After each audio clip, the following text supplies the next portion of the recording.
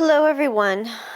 Today we are doing lesson 40 of the text.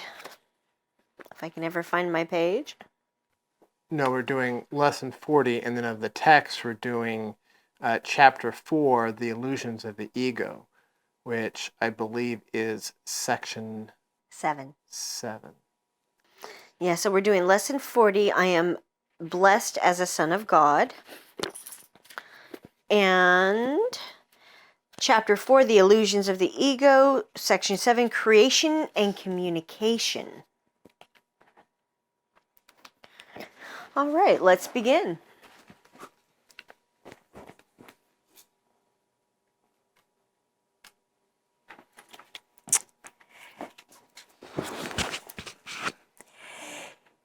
Section 7, Creation and Communication.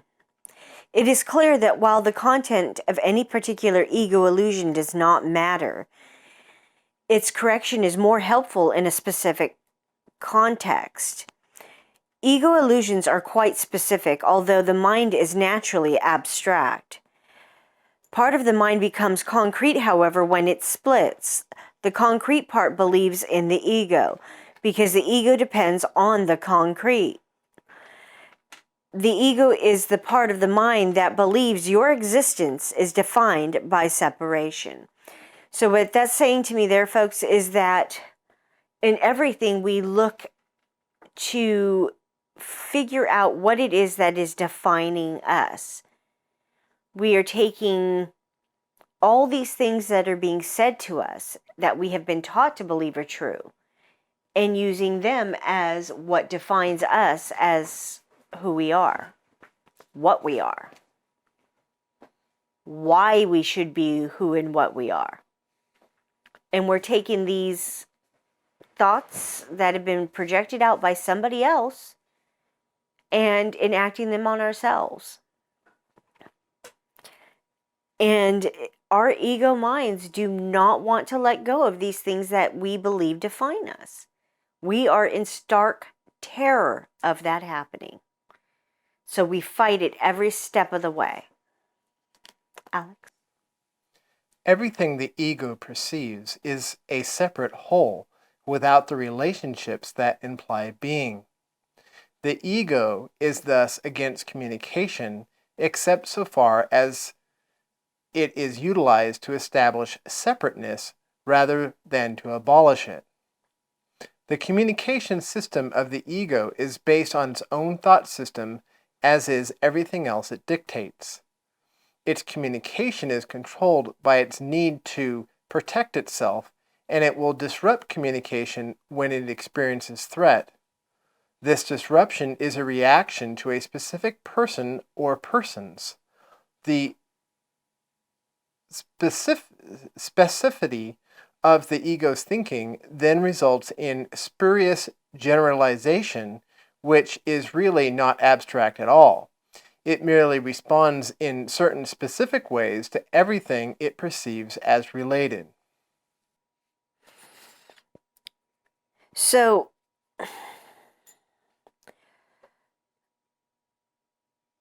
what I'm getting from that is that when we feel threatened by somebody else's belief, we immediately start attacking them. We're not willing to hear what they have to say. And we find any way, shape, or form to cut communication with them as fast as possible.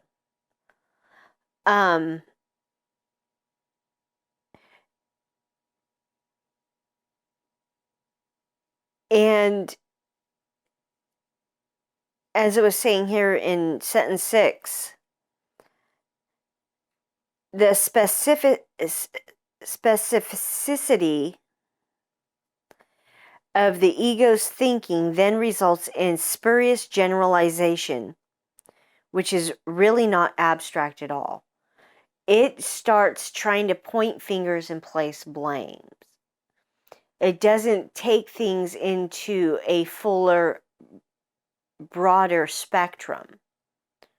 as being, well, maybe it's not about me. Maybe it's just generalizing something. And it always wants to say, oh, they're talking about me. This is all about me. It wants to take everything either personally or point it at someone else as saying they are the cause. How does that sound to you? Does that make sense? Sure.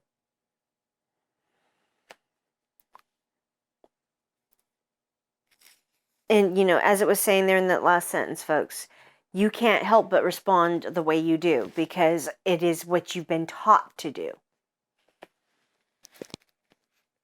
And everything that you react to is related to your own perceptions and thoughts and what it is you're thinking and believing to be true. Continuing on. In contrast, spirit reacts in the same way to everything it knows is true. It does not respond at all to anything else. Nor does it make any attempt to establish what is true. It knows that what is true is everything that God created. It is in complete and direct communication with every aspect of creation because it is in communication, or because it is in complete and direct communication with its creator. This communication is the will of God. Creation and communication are synonymous. God created every mind by communicating his mind to it, thus establishing it forever as a channel for the reception of his mind and will. Since only beings of a like order can truly communicate, his creations naturally communicate with him and like him. This communication is perfectly abstract since its quality is universal in application and not subject to any judgment, any exception, or any alteration. God created you by this and for this. The mind can distort its function, but it cannot endow itself with functions it was not given. That is why the mind cannot totally lose the ability to communicate, even though it may refuse to utilize it on behalf of being. So, what I'm getting from that, folks, is that try as you will, you cannot fake it. You will be found out every time for not being authentic and honest. And when we are in true communication with our Father, all we do is extend that truth. All we want to do is extend the truth. And the truth needs nothing to bolster it up, to hold it up. No fabrication of any sort. It stands on its own. And it's only us thinking that we know what is true and what is not, that we muddle everything with our judgments, our opinions about what is and what isn't.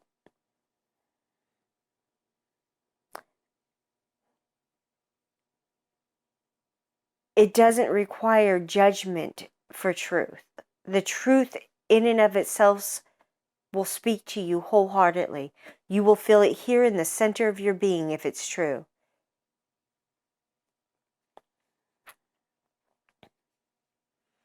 And when we communicate with truth, it speaks to our brothers. It speaks to them, to their heart. It's not their mind that comes into play in any of this. Alex? Existence as well as being rest on communication. Existence, however, is specific in how, what, and with whom communication is judged to be worth undertaking. Being is completely without these distinctions.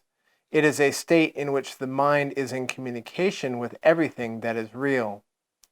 To whatever extent you permit this state to be curtailed, you are limiting your sense of your own reality, which becomes total only by recognizing all reality in the glorious context of its real relationship to you. This is your reality. Do not discredit it. Desecrate? This is your reality. Do not desecrate it or recoil from it. It is your real home, your real temple, and your real self. Weren't we just speaking earlier about existence and God, and how you were talking about time and change and everything? Yeah. Could you reiterate that stuff that you were speaking earlier? What I was talking about earlier was a dialogue I was having on Facebook with someone who is saying that God is changeless. And the understanding that has come to me is that everything changes except that we exist. Even we change. Exactly. We change and God changes. And it's as we change that God changes, is what I'm getting. Yeah. What we have named God to be changes. Well, our perception of what God is changes Yeah. as we come to the truth of what and who God is. But that doesn't mean that God is changeless. It's not like we're going to get to the end of time and all of a sudden everything freeze frames or we fade to black and then we spend eternity in darkness and blackness, or at the end of time like it's the end of some film, some movie. Yeah.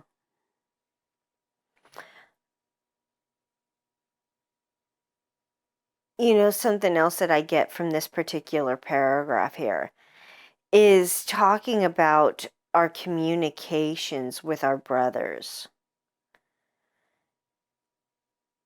And what I'm getting shown here is that in everything, when we are shown the truth of what it is that we are thinking, doing, and believing to ourselves, and we are given that truth and that understanding, that correction, and we choose to enact it in our lives, it is in those moments, those instances, that we are then to take that understanding and extend it to our brothers. And, you know, I've said it before that all I can do is talk about the things that I have been shown, the things that I have firsthand experience in. And when I extend those understandings that I'm given, it's to help my brothers see things in a different light.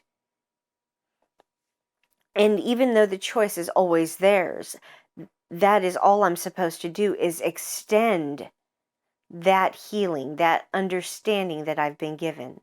I'm not to give advice or anything of that nature. I'm just to extend. And that's what I'm getting here, is that we are to extend to our brothers, not try to control and convert them. All right, let's move on. God, who encompasses all being, created beings who have everything individually, but who want to share it to increase their joy. Nothing real can be increased except by sharing. This is why God created you. Divine abstraction. That is why. Huh? I have that is why God created you. What did I say? This is why. Okay. That is why God created you. Divine abstraction takes joy in sharing. That is what creation means. How, what, and to whom are irrelevant, because real creation gives everything, since it can create only like itself. Remember that in the kingdom there is no difference between having and being, as there is in existence. In the state of being, the mind gives everything always. So this goes right back to what I was just speaking about. We can only give what we have.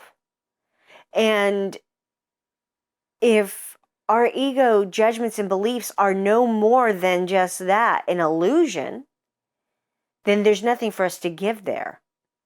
in extending our judgments and our opinions, we are just extending our egoic beliefs. When we extend the understanding of what we have been shown, we are extending a state of being. It's not something that anyone can get. It's a state of being they have to learn to find within themselves.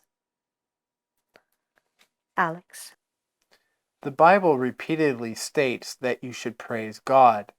This hardly means that you should tell him how wonderful he is.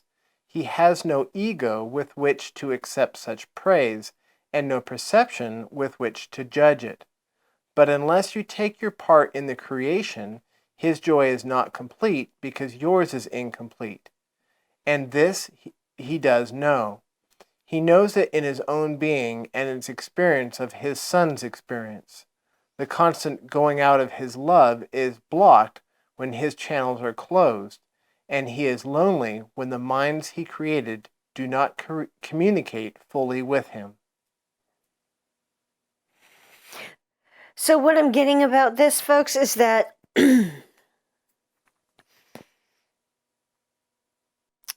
we are constantly bombarding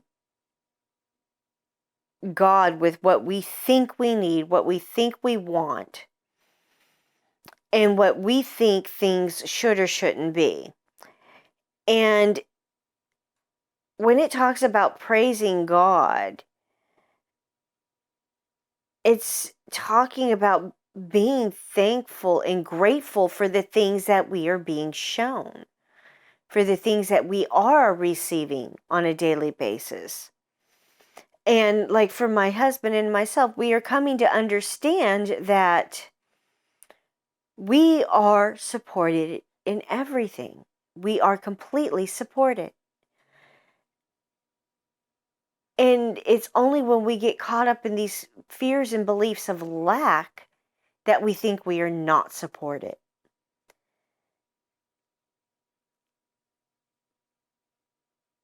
And it's in learning the truth of who we are, that everything is for our benefit, and everything is happening for our benefit. And for us to not sit there and continue to judge it as being other than what it is. All right, I'm moving on now. God has kept your kingdom for you, but he cannot share his joy with you until you know it with your whole mind. Revelation is not enough because it is only communication from God. God does not need revelation returned to him, which would clearly be impossible, but he does want it brought to others. This cannot be done with the actual revelation. Its content cannot be expressed because it is intensely personal to the mind that receives it. It can, however, be returned by that mind to other minds through the attitudes the knowledge from the revelation brings. God is praised whenever any mind learns to be wholly helpful. This is impossible without being wholly harmless, because the two beliefs must coexist. The truly helpful are invulnerable because they are not protecting their egos, and so nothing can hurt them. Their helpfulness is their praise of God, and he will return their praise of him because they are like him, and they can rejoice together. God goes out to them and through them, and there is great joy throughout the kingdom. Every mind that is changed adds to this joy with its individual willingness to share in it. The truly helpful are God's miracle workers, whom I direct until we are all united in the joy of the kingdom. I will direct you to wherever you can be truly helpful, and to whoever can follow my guidance through you.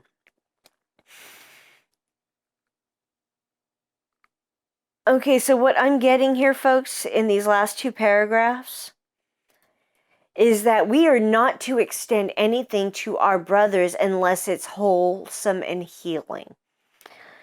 And that It is our willingness to extend these things that we have been learning to our brothers. And when we can finally see these truths and extend them to our brothers, we will be able to then help the world and ourselves. It's seeing our brothers in ourselves and ourselves in our brothers, recognizing that there's no difference between any of us. And that this is exactly what he's wanting us to do, is when we learn our lessons, to extend this knowledge and this understanding to them so that they can get the healing as well. All right, let's move on to lesson 40. I am blessed as a son of God.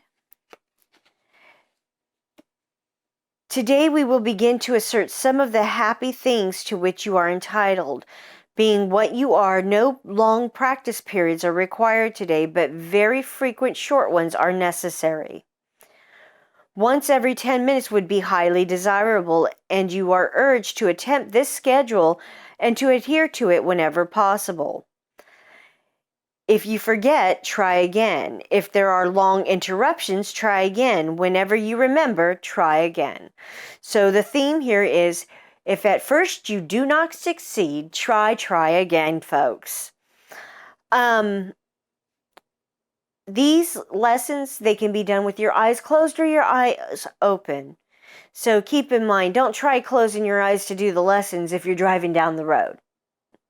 That would not be a good thing to do. All right, Alex, paragraph 2. You need not close your eyes for the exercise periods, although you will probably find it more helpful if you do. However, you may be in a number of situations during the day when closing your eyes would not be feasible. Do not miss a practice period because of this. You can practice quite well under any circumstances if you really want to. And it's true, you can do this at any time. You'll find more and more that these lessons are sitting there in the back of your mind, playing over and over again, your thoughts coming back to them throughout the day. It automatically happens. You want to go ahead and read the last paragraph, please? Today's exercises take little time and no effort. Repeat the idea for today and then add several of the attributes you associate with being a son of God, applying them to yourself. One practice period might, for example, consist of the following. I am blessed as a son of God. I am happy, peaceful, loving, and contented. Another might take this form. I am blessed as a son of God. I am calm, quiet, assured, and confident. If only a brief period is available, merely telling yourself that you are blessed as a son of God will do. Excellent. Thank you, dear. This was lesson 40.